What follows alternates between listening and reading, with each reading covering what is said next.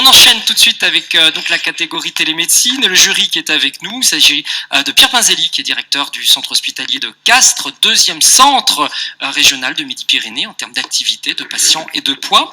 Béatrice Falizmira de Medicène, qui est le pôle de compétitivité autour du médical, pôle international, et qui est situé à Paris. Et puis Michel Verasselt d'Aller, qui est un industriel, qui est fortement présent, qui en France a de belles expériences, entre autres en e-santé et en suivi de personnes à pathologie cardiaque. Voilà pour le jury. On va commencer tout de suite avec le premier candidat, Pierre-Camille Altman, là qui va nous rejoindre. Je vous en prie, installez-vous. La société Before Life, et il va nous présenter un premier projet qui s'appelle My Diaby. 1, 2, 2. Ok, ça fonctionne. Bonjour, Pierre-Camille Altman, président et cofondateur de Before Life. Before Life qui fait partie d'ailleurs de Medicène. On développe donc MyDiaby, qui est une plateforme de télémédecine pour simplifier et optimiser le suivi du diabète gestationnel. Alors qu'est-ce que le diabète gestationnel? C'est une pathologie qui arrive durant la grossesse des femmes enceintes. Il y a une augmentation du taux de sucre dans le sang et elle disparaît à la fin de la grossesse pour la majorité. Alors, s'il y a un chiffre à retenir de cette présentation, c'est celui-ci. Une femme enceinte sur 10 va développer un diabète gestationnel.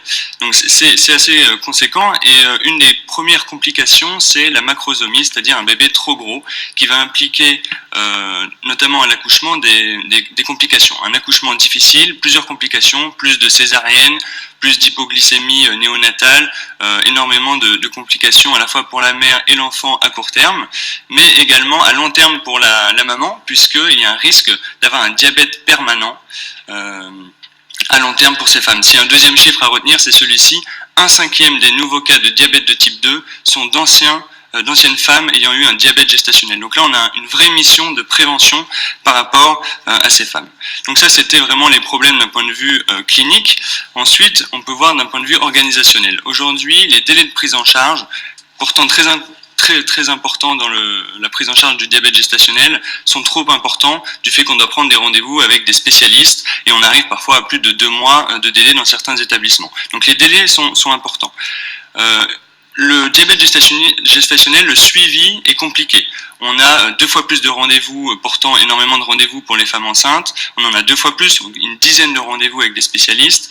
On a 6 piqûres par jour pour prendre les glycémies pour les femmes enceintes, et jusqu'à 5 injections d'insuline pendant le suivi. Donc c'est vraiment très lourd, et pourtant ça suffit pas. C'est-à-dire que c'est contraignant à la fois pour le professionnel et la femme enceinte, et pourtant ça n'est pas assez, parce que la réactivité pour l'ajustement des doses doit être très rapide.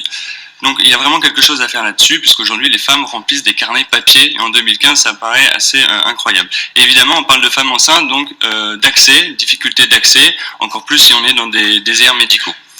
Donc face à tous ces problèmes, on a créé une plateforme, MyDiaby, qui est une solution avec 2 portails. Un portail patiente qui a 2 gros volets, avec un volet formation sous forme de MOOC, formation vidéo, mais également tout support, pour apprendre à la femme enceinte à découvrir sa pathologie le plus en amont possible, à comprendre les risques, mais également à comprendre la diététique, puisque dans 2 tiers des cas, le diabète gestationnel est traité grâce à la diététique. Donc un gros module de formation dès le diagnostic. Et le deuxième volet, c'est un carnet glycémique intelligent, avec une première interprétation des données avec un code couleur, mais également une aide à l'interprétation des données grâce à notre algorithme qui va analyser en profondeur les données de glycémie et aider la patiente tout au long du suivi.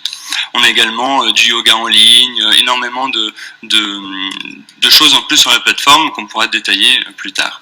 Sur le portail médecin, lui, il va voir la liste de ses patientes avec une remontée d'informations. Il peut voir le carnet glycémique en temps réel, voir quelle patiente a le besoin de plus de son interprétation.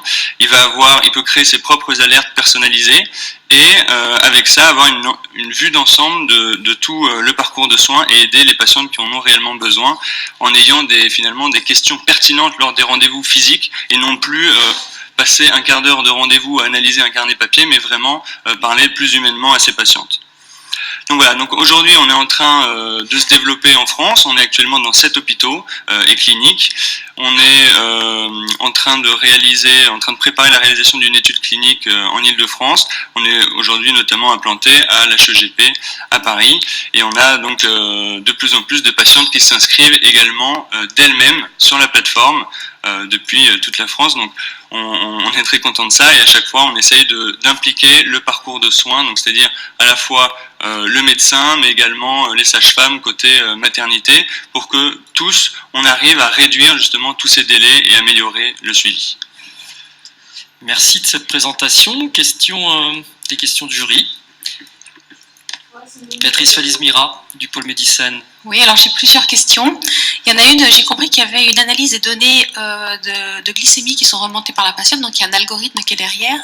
Est-ce que c'est quelque chose qui induit, enfin qui devient un dispositif médical ou pas, ou c'est seulement une indication pour la patiente pour pouvoir prendre des décisions? C'est une première question. La deuxième aussi, j'ai vu que vous disiez qu'il y avait des inscriptions spontanées. Comment vous réinsérez dans ce cas-là l'inscription spontanée dans le parcours de patient, enfin de soins avec vous l'avez évoqué mais pas trop.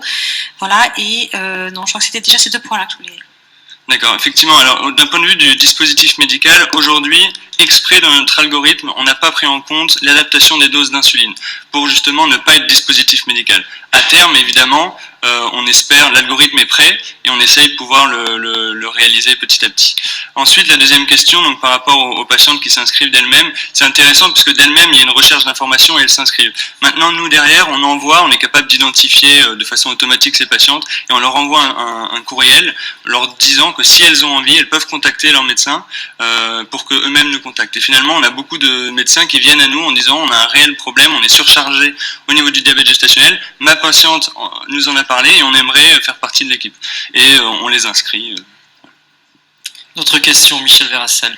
Oui, j'ai une question sur l'étude. Donc, vous avez mentionné que vous aviez commencé une étude en Île-de-France. Est-ce que vous avez déjà commencé cette étude ou est-ce qu'elle est en projet? Non, on est en train de préparer justement l'étude clinique en Île-de-France. D'accord, merci. Pierre Pinzelli, l'hôpital de Castres-Mazamet. Bonjour monsieur. Première question sur le lien que vous faites avec les actions d'éducation thérapeutique. Comment vous les intégrez dans votre réflexion? Et la deuxième question porte sur le parcours de soins. Comment vous intégrez le médecin traitant? Parce que vous avez cité 7 établissements hospitaliers, qu'ils soient publics ou privés, qu'importe. Et où est la place du médecin traitant dans votre dispositif? Alors, donc je vais répondre d'abord à la deuxième question. Pour le parcours de soins, on a vraiment focusé notre paradigme sur la patiente, c'est-à-dire que on inclut petit à petit, par étape, d'abord le diabétologue qui va suivre la patiente, ensuite on remonte jusqu'à la maternité, et ensuite, en fait, à chaque fois par étape, c'est-à-dire qu'aujourd'hui la patiente peut exporter en PDF son carnet, si par exemple elle doit voir son généraliste, et elle l'exporte en un seul bouton et peut l'amener directement, au lieu d'amener différents documents. Et elle peut emmener tout son dossier médical comme ça. Ensuite, l'idée c'est évidemment d'avoir tous les acteurs qui sont connectés, et il y a des transferts de dossiers à l'intérieur de notre plateforme qui est possible.